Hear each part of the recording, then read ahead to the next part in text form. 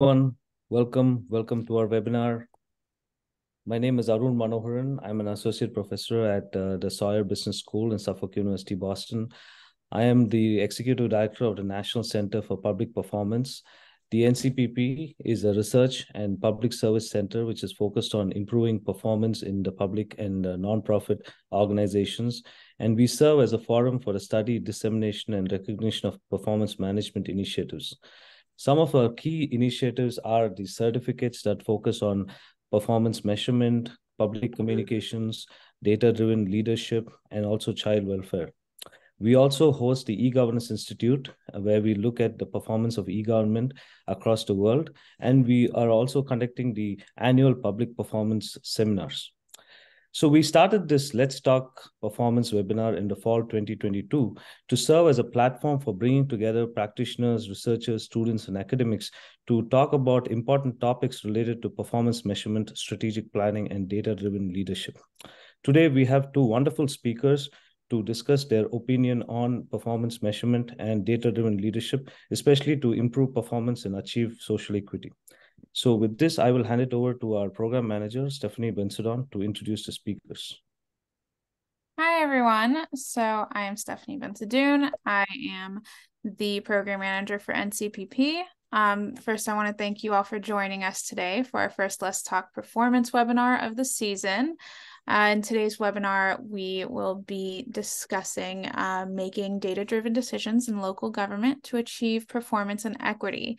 And we're joined by two very special guests and experts, T. Michael Stavres, the city manager for the city of Winter Haven, Florida, and Dr. Tamara Markoski, assistant professor of public administration in the School of Public Affairs at the University of South Florida. So just a little bit about both of our speakers. So T. Michael Stavres is the city manager for the city of Winter Haven, Florida. He earned his Bachelor's of Science degree in Leisure Services and Studies, a master's degree in Recreation and Leisure Services Administration, both from Florida State University. He is a certified public manager through Florida State University, recognized as a credentialed manager by the International City and County Management Association, a certified Parks and Recreation professional through the National Recreation and Park Association, and a former president of the Florida Recreation and Park Association. Prior to joining the city of Winter Haven in 2001, he worked with the cities of Temple Terrace, Lakeland, and St. Petersburg and Orange County. While with the city of Winter Haven, he served as Leisure Services Director, Director of Community Services, Assistant City Manager, and Deputy City Manager. He is a graduate of Leadership Winter Haven and Leadership Polk. He has been recognized as a distinguished alumnus of Leadership Winter Haven 2016 and Polk State College in 2020. In 2020, he also presented the FCCMA Assistant for Excellence in Leadership Award. And in 2022, he received a Lifetime Achievement Award from Florida Recreation and Park Association. Our other speaker, Dr. Tamara Markoski, is an assistant professor, as I said, of public administration at the School of Public Affairs at the University of South Florida. Her primary research expertise is performance measurement and management in local governments. Her research has been published in Public Administration Review, and Administration and Society, Public Performance and Management Review, and many, many others. She received the 2020 Best Paper Award from the Mississippi chapter of the American Society of Public Administration, ASPA. And she also serves as treasurer for ASPA's section of Public Performance and Management. Dr. Markoski has also earned her PhD in Public Affairs at the University of Central Florida and holds a Master's in Human Rights and from the Central European University in Hungary, and a dual bachelor's of Arts in Political Science, International Relations, and European Studies from American University in Bulgaria. So they are both very qualified experts, and we're very excited to have them with us today. So let's get into it. If any of you have any questions during this, talk, during the webinar, please feel free to send them in the chat. That way we can also be able to give them real-time questions during the presentation. All right. So starting off, Dr. Markoski, can you share some current and future projects that you're working on with regard to performance measurement and equity? Sure. Thank you, Stephanie. So I work on several projects with regards to performance measurement and performance management, but today I'm going to share a project that I worked a couple of years ago and which deals with COVID-19 and equity. So I will share my presentation right here with you all, please feel free to ask any questions you may have.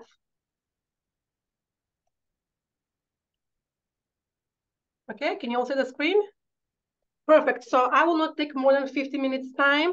So I'm going to talk about a paper I published in Public Performance and Management Review. And basically this paper examines the racial disparities and how local governments make decisions. So basically, I'm going to talk briefly about the problem and the COVID-19 racial disparities.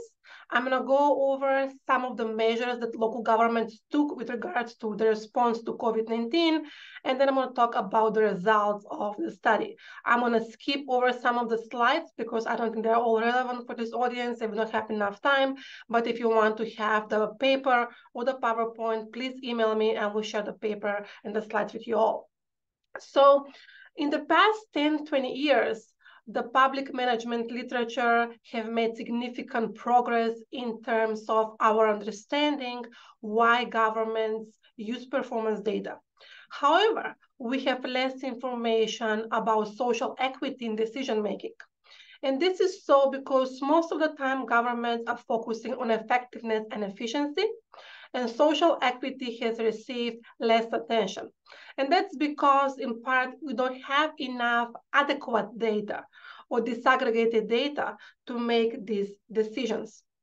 So when COVID-19 pandemic occurred, we realized that it has disproportionately more negative impact on racial and ethnic minorities. So if we take our theoretical knowledge, the management for results reform, they stipulate that if you have performance data, we will use this data in decision-making. So I ask myself, okay, now we have the data and everybody is looking at this data.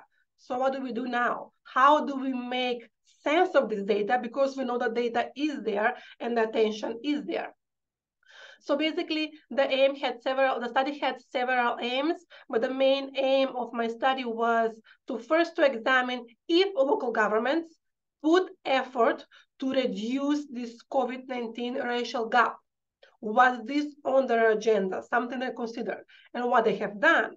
And then if they decide that this is something that deserves their attention, deserves the action of the government to reduce this gap, what did they do and why? Because if we have some similar situations, we want to be able to know what worked and why it worked.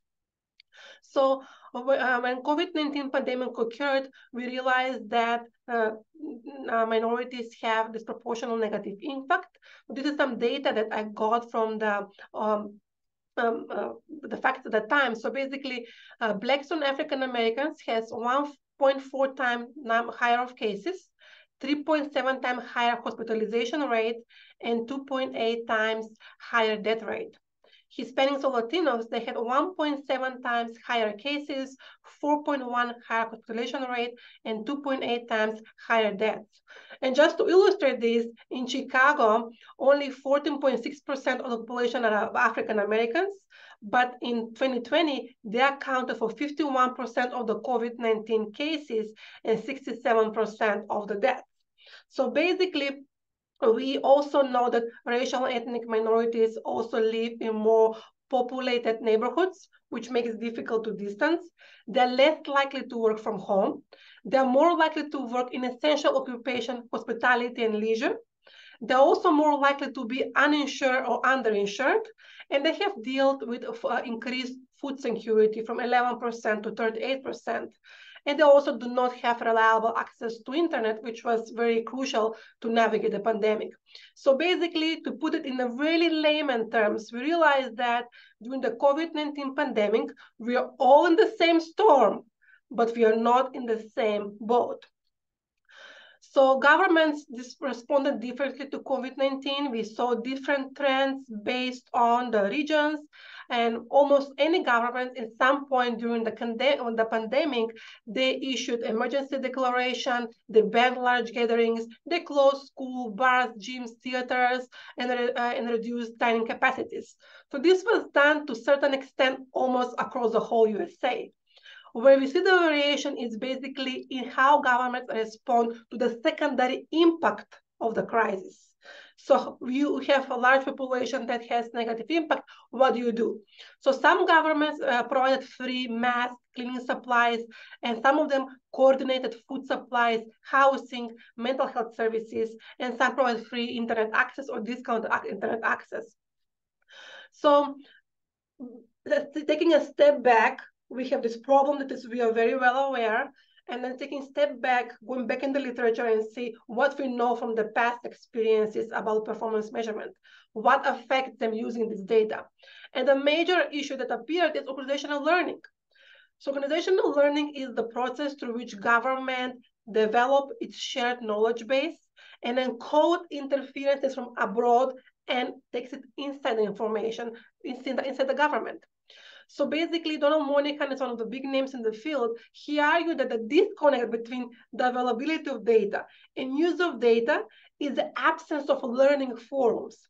And this learning forum, it's a typical, regularly occurring event in which governments, officials, and employees gather together to discuss the data, where everybody's voice matters. And this is done in a very friendly manner, without condescension, without attention. So therefore, I hypothesize that organizational learning affects the use of this data. The second theme that appeared is the culture. So culture may enable or may limit the learning, and basically there are different organizational cultures, and some cultures are more conducive to use of this data in decision-making. So based on the literature review, I hypothesize that governments which have higher developmental and rational culture, they're more likely to use this data in decision-making.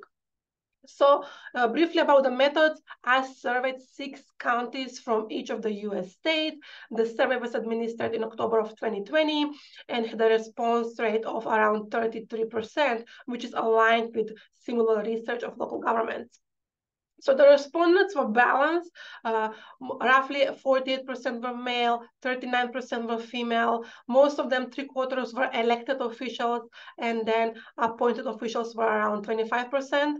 Majority of them were above 55 years of age, and they were really highly educated group. 25% had completed college degree, and almost half of them had graduate or professional degree. They were predominantly white, 70%, followed by black, 10%, and only 2.1% were Spanish, Hispanic, or Latino. Most of them were Democrats, 41%, followed by Republican, 27%, and 10% were independent. So this gives us an idea about the respondents, who were the people who actually responded to our survey. And as you can see, they were, in a sense, satisfactorily balanced. So these are the results of what type of data they collect with regards to COVID-19.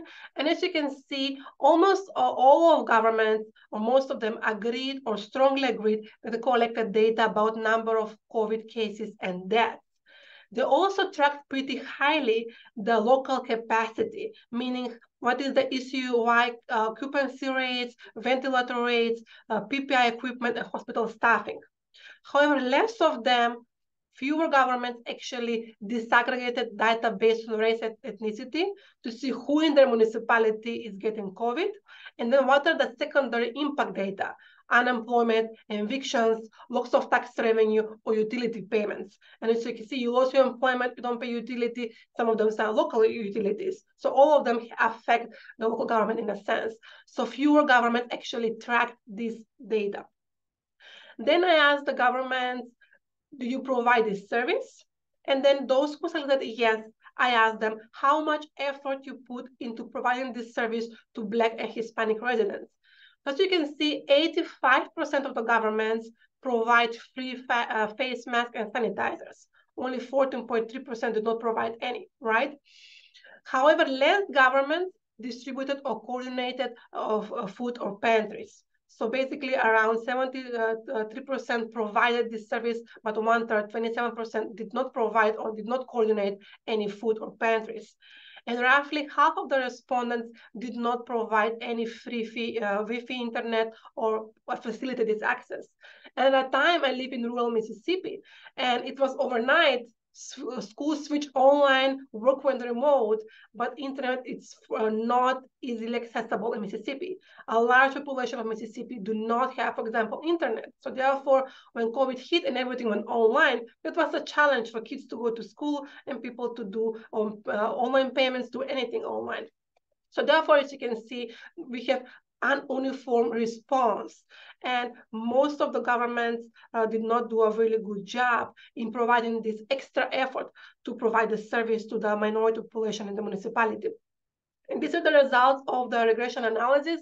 So I would just focus on the most important thing. The model as a whole explained around 51% of the overall variation in the response.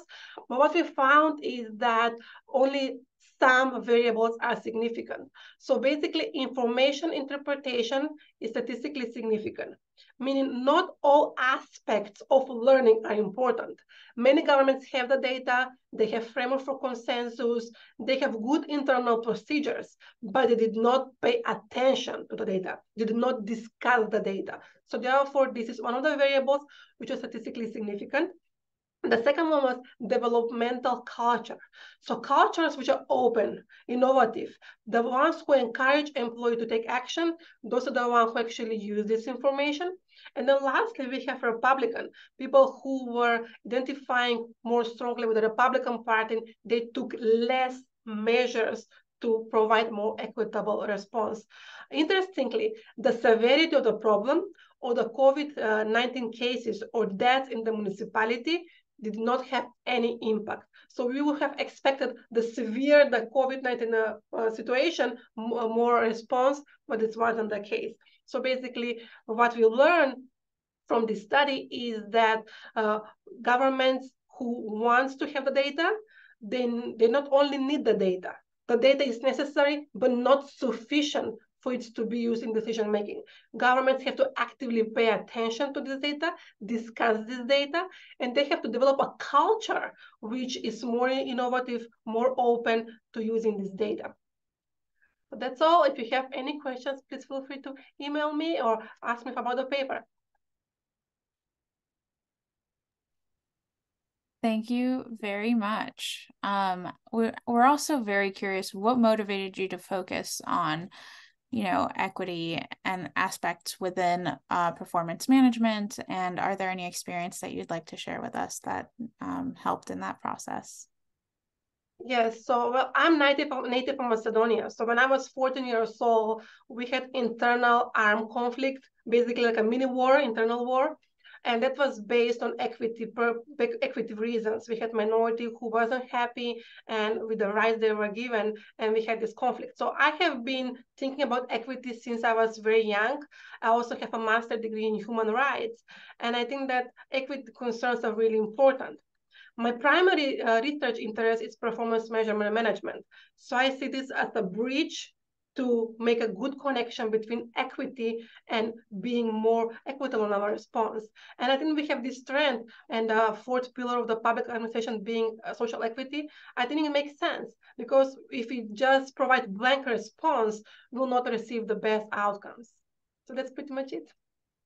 Thank you. Thank you so much. I know we have already one request in the chat to send the paper over to someone.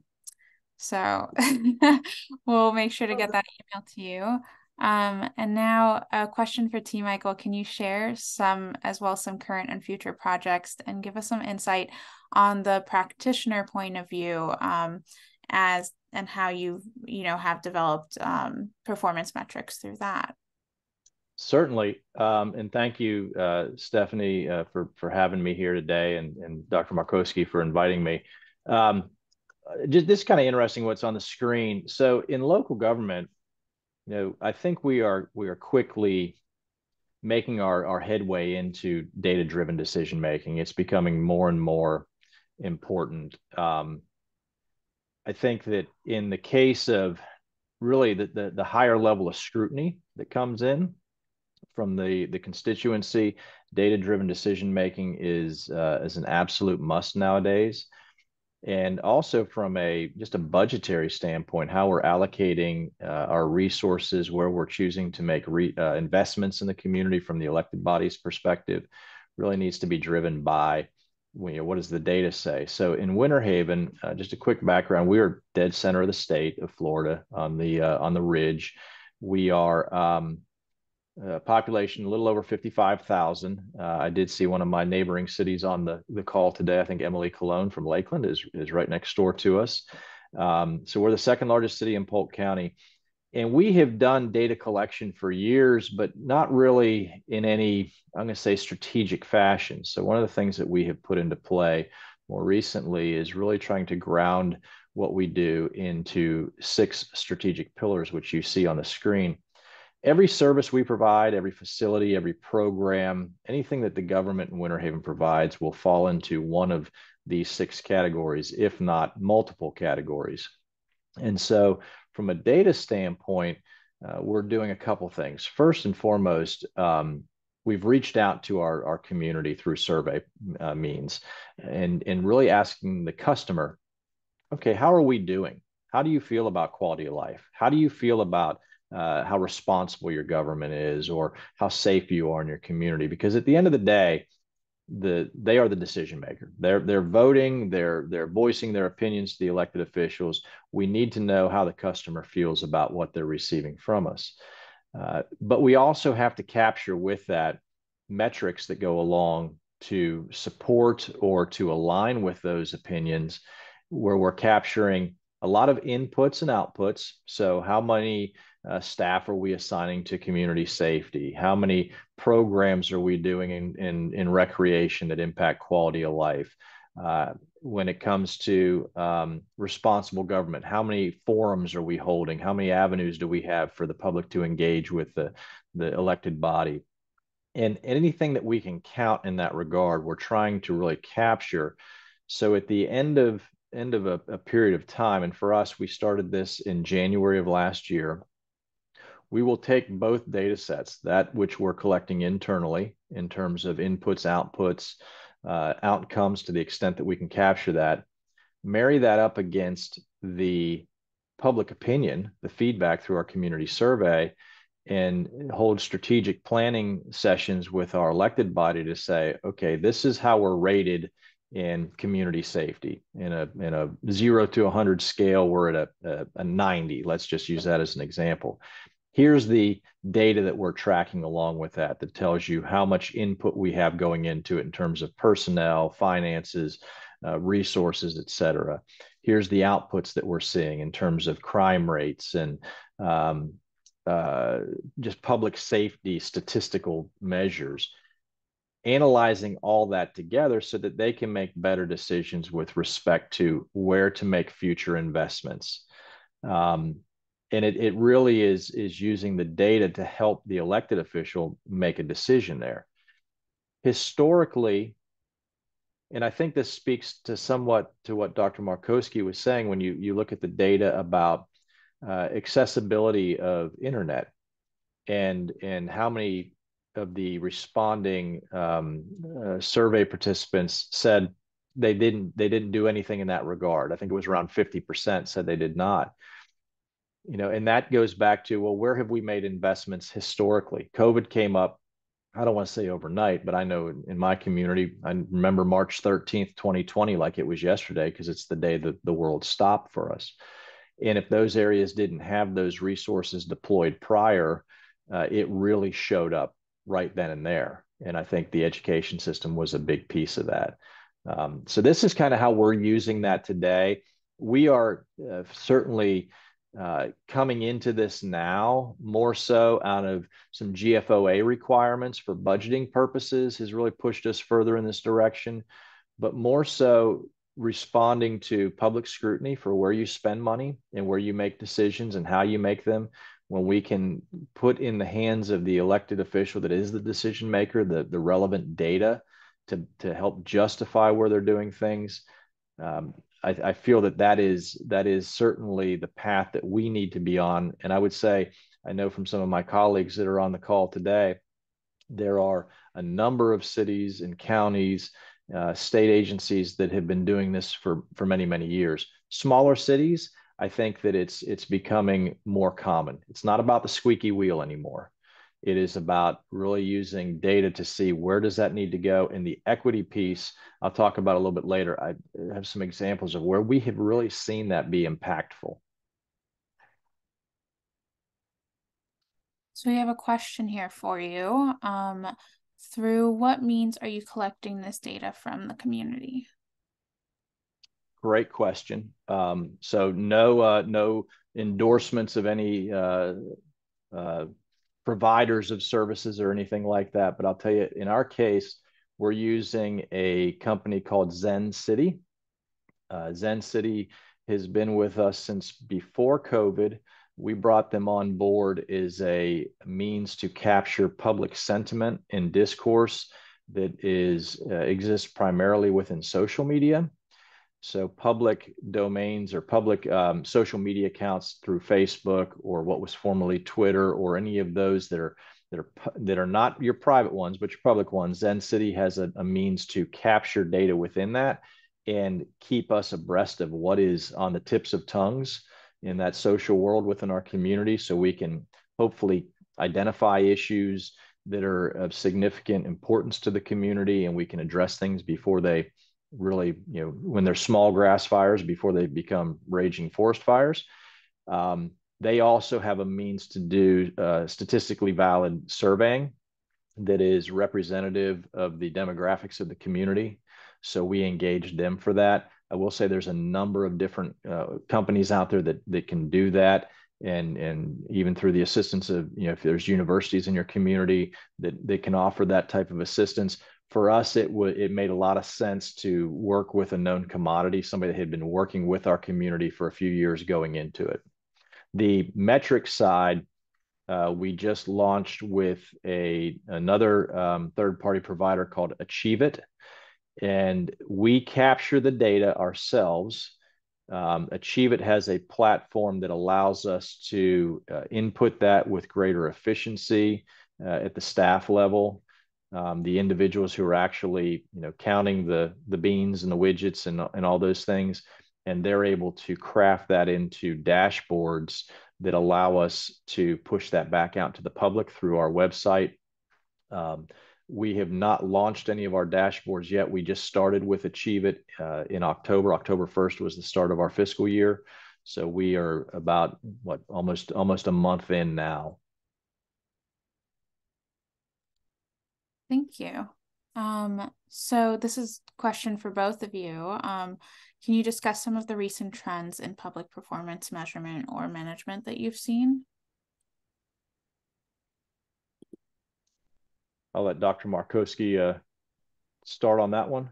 Yeah, thank you, Tim Michael. So I think that what we're seeing nowadays is that, as Tim Michael already mentioned, that even smaller municipalities are moving towards performance measurement. And I think that they understand the need for do this appropriately, to do this right. And I think the motivation this time around is because they want to have better performance. because they realize they have scarce resources and they have to make better and more effective and more efficient decisions. Even though in the past, most of this drive for performance measurement has been top down. If you want to have budget requests in the justification, and this is still in play, but I think that after COVID-19 served like kind of awakening for these local governments. So the biggest trend nowadays is that we have that smaller governments use performance measurement or are trying to establish these good performance measurement systems. On the other hand, the bigger, the more established governments, they move towards more artificial intelligence in a sense. They have large data, they have big data. So now they're using these big softwares to analyze the data. And with that comes some challenges too, as we're learning those softwares are not foolproof. They still can make bad decisions or recommend bad decisions, but those are the two biggest trends. The larger governments moving towards artificial intelligence and performance measurement and management, while the smaller governments actually embracing performance measurement and management. I'd agree very much with what she just said. I think that one of the things I'm seeing more commonplace nowadays is grant requests and aid requests, whether it's through the state or the federal government. The requirement for outcome-specific data is very much more apparent. And I think that as we go into pursuit of those grants, we recognize that we're going to be competing against others. The size of the data that we have and the legitimacy of it, we put a lot more effort into that to make sure that we can attest and verify what's actually happening. The AI piece is an interesting one. I'll tell you, we collect a lot of data on infrastructure. And one of the things that we're exploring right now with utility systems is when we go out and do repairs on utility systems, pipes and such that are in the ground, and we're able to collect data on that, the ability to use AI software that will help forecast and create some predictability about where future failures will be helps us. That's not so much from a justification so much of where we invest dollars, but how quickly we do it. If we can see that, hey, we're having a lot of problems in an area and the AI is telling us this is where your next problem is, I think that's going to be a very prominent element going forward.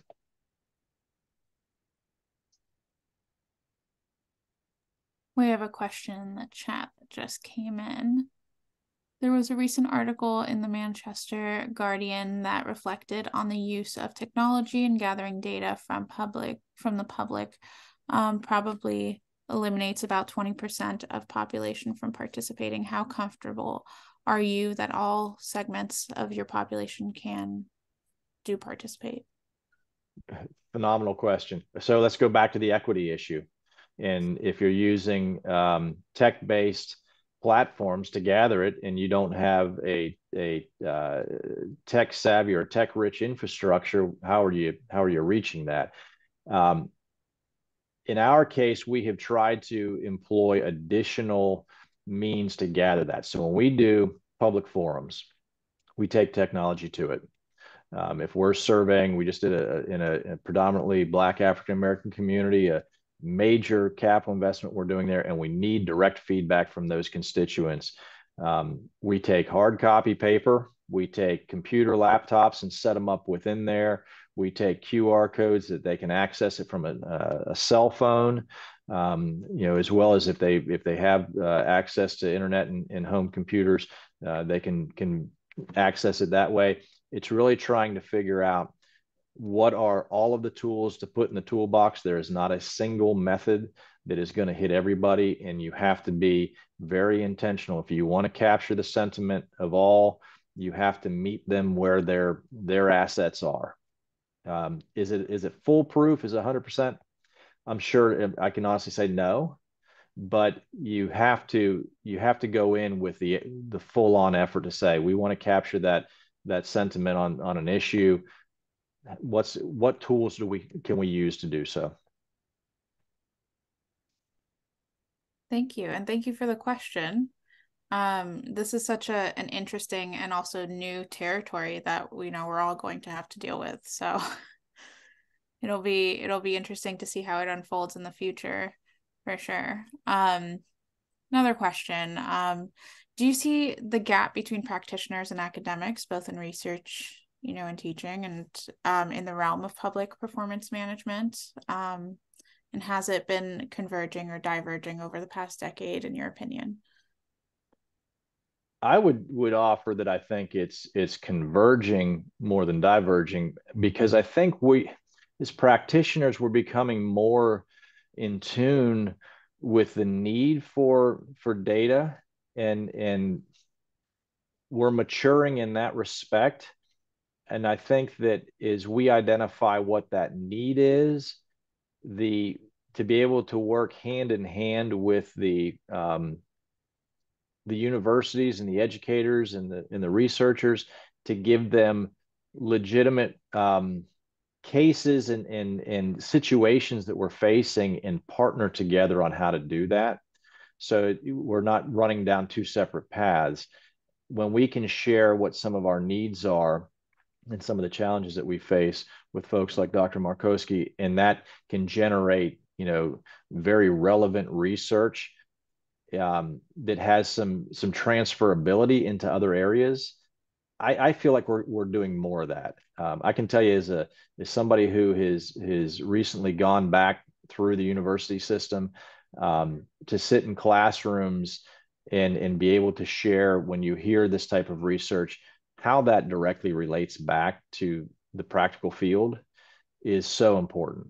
And I think that we, on both sides of that question, again, have to be intentional to bridge that gap. I think that as practitioners, we need to get back into the universities and the classrooms and be able to help students understand the transferability of the research to the real world. And I think as the researchers in the classroom, there has to be intentionality about getting out into the field and working directly with the practitioners to identify what some of these issues are. And I will agree with you, Michael. I think they're definitely converging.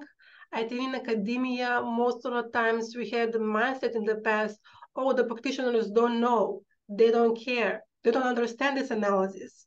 And I think it's false, because now we see that we have more educated workforce even in local governments. As you can see, even in my survey, 50% of them had a professional or graduate degree.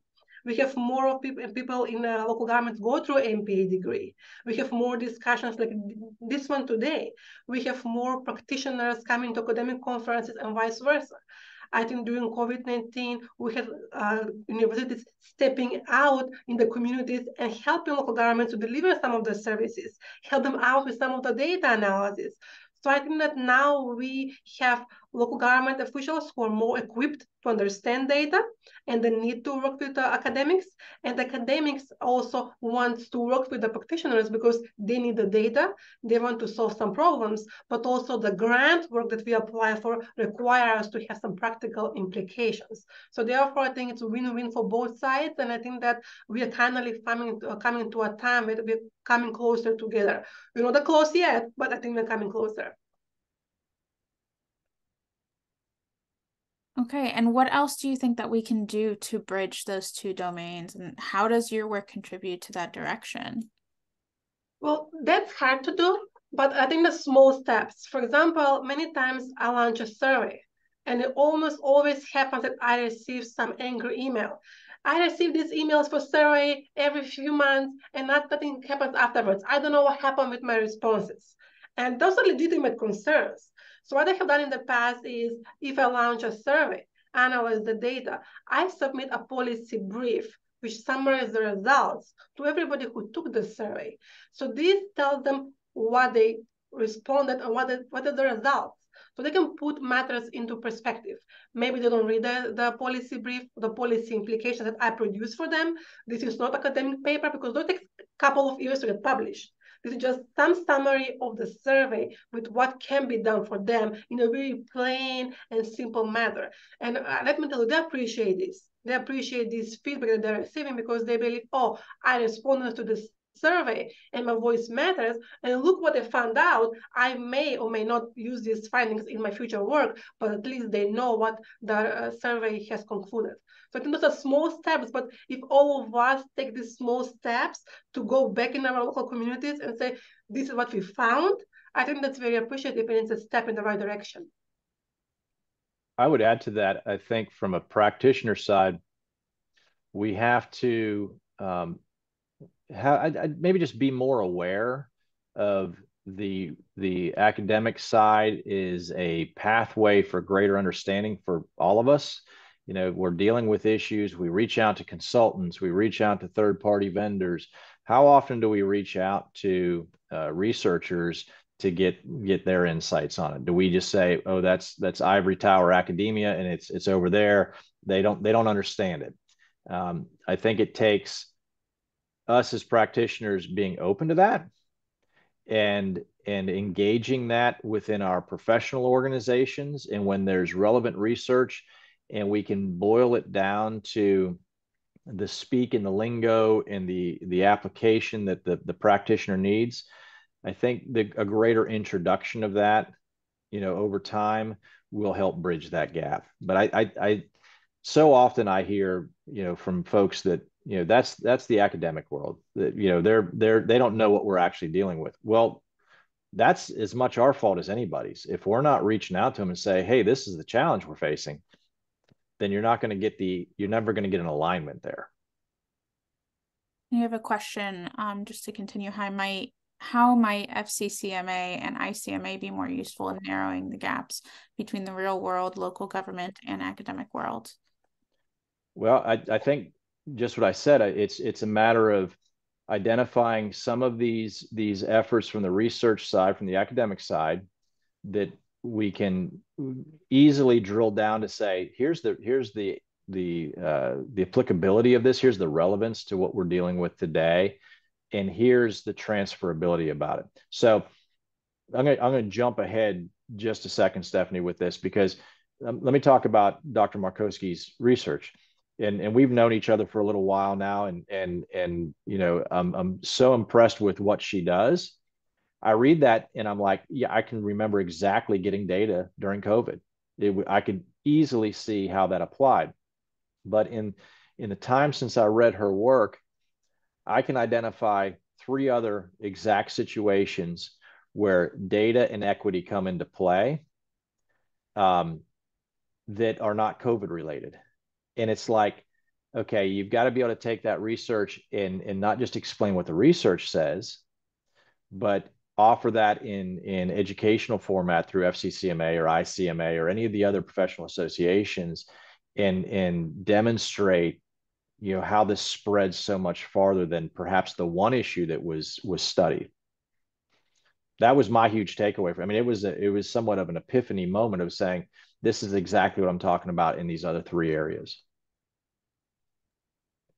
You know, I do want to add, here at the National Center of Public Performance, I think that's one of our biggest goals, is to bridge that gap between practitioners and academics. And so we have certificate programs, and we have a lot of people that are, you know, very much into their careers within local government, within state government, and internationally as well. And they come, you know, and take our certificates. For example, you know, we have a communication certificate, we have a data-driven public leadership, which is exactly within this, you know, scope. And, you know, they learn more about how to, you know, really actually use this information, you know, within their work, and they come up with strategic plans. They come up, you know, they really come out of these certificates with plans. And I think there are definitely a lot of opportunities for those in government to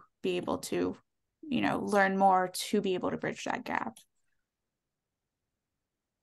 But let's see, another question would be, can you speak more about, you know, organizational culture, and how do you address it from a practitioner's perspective?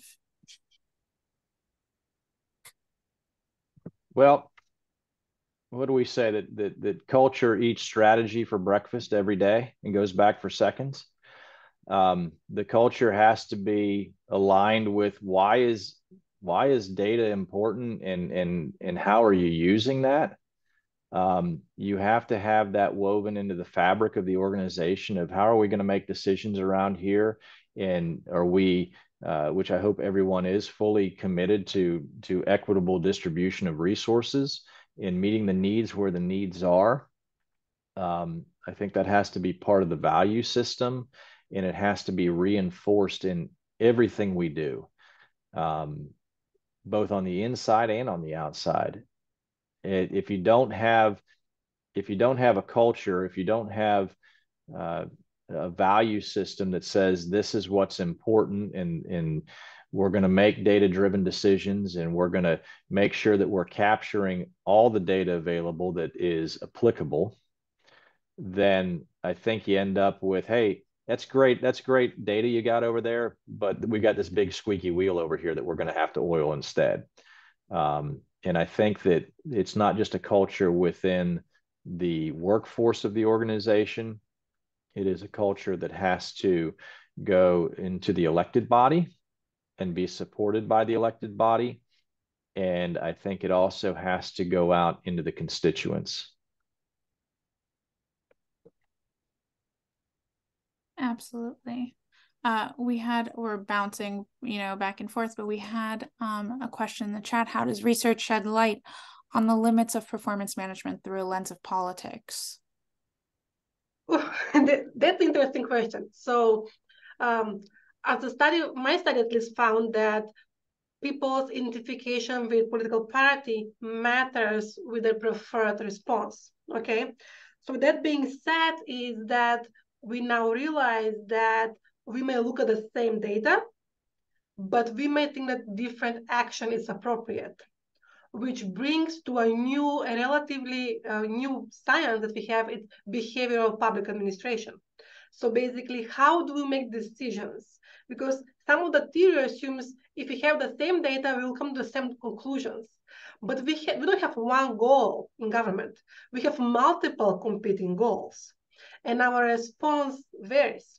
So basically, what this points out is that we have to acknowledge that we have different interpretation of data, that political parties matter, that we have to go back and examine how do we make sense of this data, and how do we have appropriate response.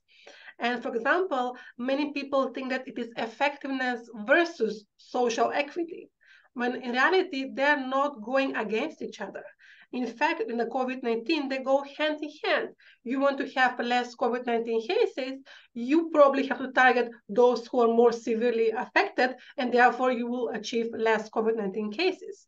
So this is what is known as targeted universalism. So basically, you provide everybody what they need to be effective, and therefore the overall effectiveness is improving. So therefore, let's say you have communities which have disproportionately negative impact, you provide more face masks, you provide internet, you provide everything they need, the case numbers will go down not only in this community, but in the overall jurisdiction. So therefore, this targeted response is going with the overall effectiveness in the municipality. So I think that many times the way things are framed may discourage people to act in a certain way, but at least we have to acknowledge that political affiliations, political beliefs matter. But if we can extrapolate ourselves of that mentality and look what is best for the municipality, and that is effective and efficient response, we'll have better decisions. Thank you. And one last question before we get to a Q&A. Are you able to share maybe 2 or 3 or specific issues facing government or the public sector in implementing a robust performance management system? Yes, certainly. So I think that some of the challenges that we face is identifying what's the data and how do you collect it. So that's, I think, a big piece of it. As I mentioned, we have now really jumped into the deep end of this, and we're trying to collect everything we possibly can, knowing fully that some of this may not have any relevance to the outcomes and the impacts we're looking for at the end of the day. But we don't know that until we start seeing what the data shows and whittling through it. I think that just getting the data into the right buckets and having the elected body and the constituency be able to relate to that and understand its relevance is another big piece. So, you collect all this information. What does it say?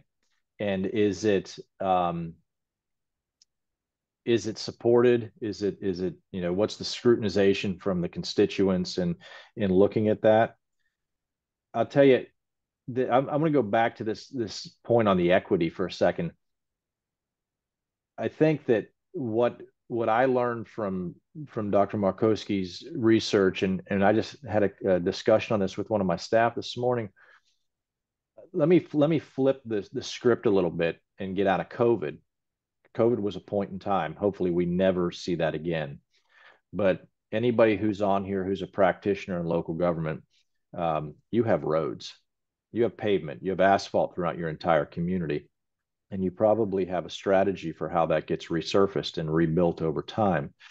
Historically, I can say in my small town, that's been based upon the squeaky wheel, on who's getting the grease, that the roads in my neighborhood are in the worst condition. I'm going to go to the city commission, I'm going to complain about it, and I'm going to get them paved.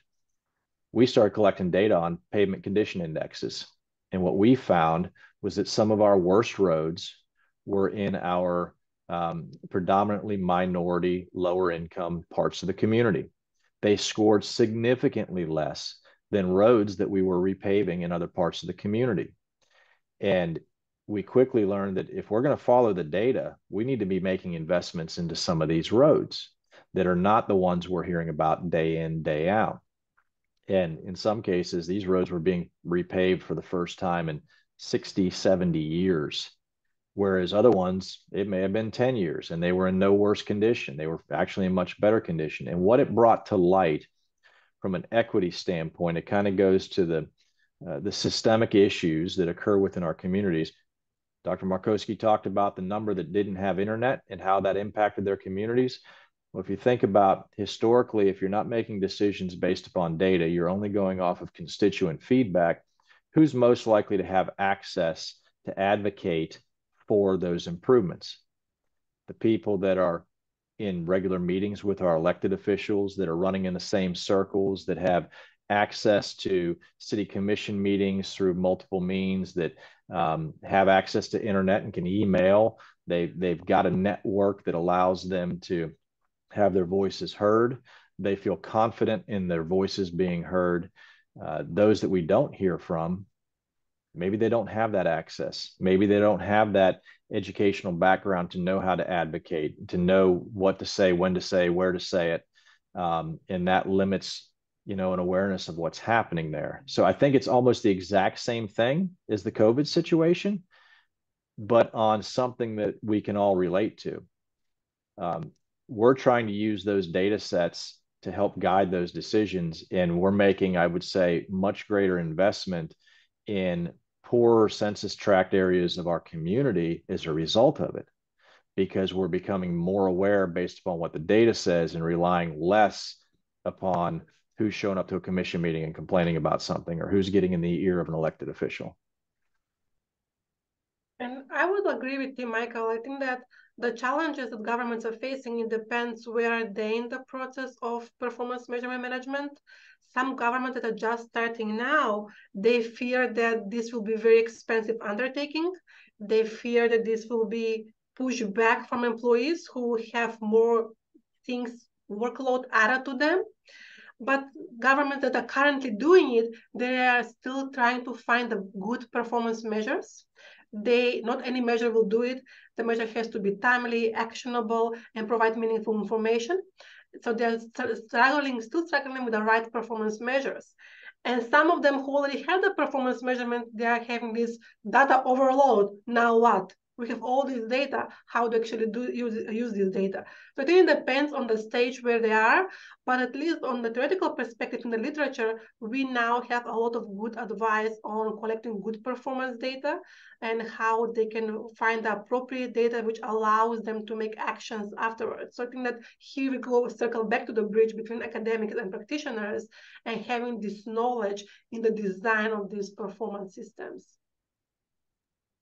Thank you so much. And now we're just going to open it up to a Q&A. If anybody has any questions, feel free to unmute yourself or just put it in the chat if you'd like.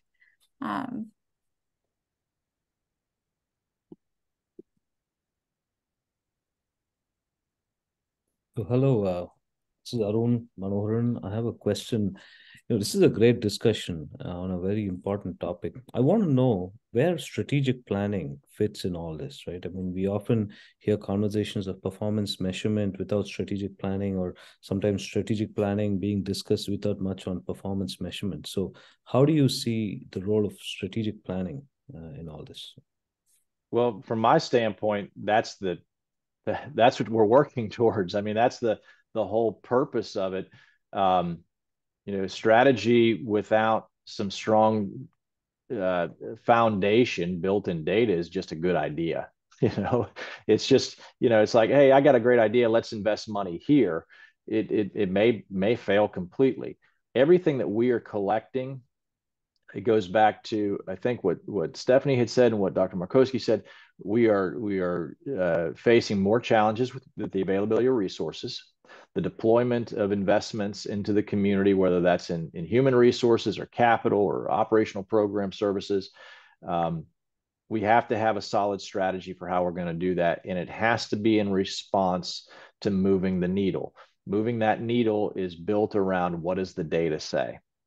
And that's, as I mentioned earlier, that is the data set that is built around public sentiment and the public's feedback on the services that they're receiving.